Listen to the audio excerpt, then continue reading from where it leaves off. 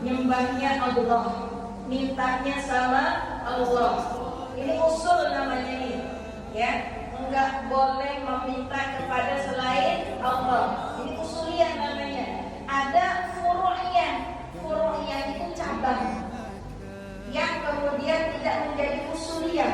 Dan salah satu cabang di antara fikihnya Islam, fikihnya itu adalah tentang ziarah kubur. Jadi kalau ada perbedaan dalam hal ziarah kubur, maka itu tidak mesti dijadikan satu kendala, tidak mesti dijadikan perbedaan di antara kita, karena ini bukan hal yang usul, bukan hal yang mendasar, bukan hal yang kemudian menjadikan kita kafir, bukan hal yang menjadikan kita murtad, bukan.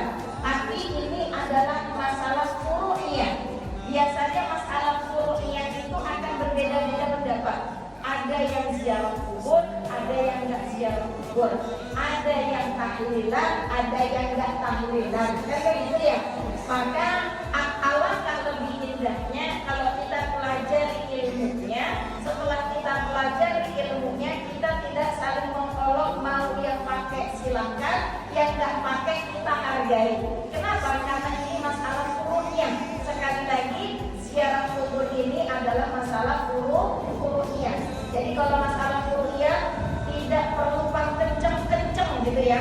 Kamu mah ke ziarah, kamu mah bukan kayak baginda Rasul.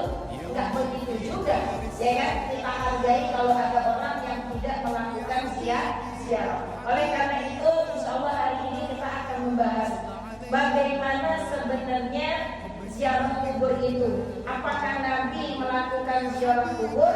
Apakah bacaan kita itu nyampe kepada orang yang sudah meninggal? Dan doa apa yang diajarkan ketika ziarah kubur?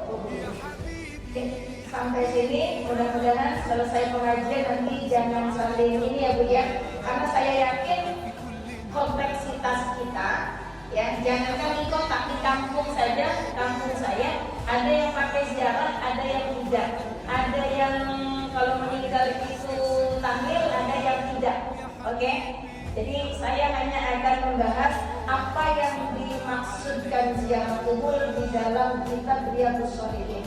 Karena ini masalah furu'iyah, tapi kadang-kadang kalau nggak paham orang tuh akan saling ejek, saling menyalahkan. Ini yang salah. Yang salah itu ketika tidak ngaji, tidak belajar, tidak paham, justru saling menyalahkan satu dengan yang lain. Jadi nggak boleh. Sekali lagi saya ingatkan, ini masalah furu'iyah, masalah cabang yang biasanya akan berbeda pendapat.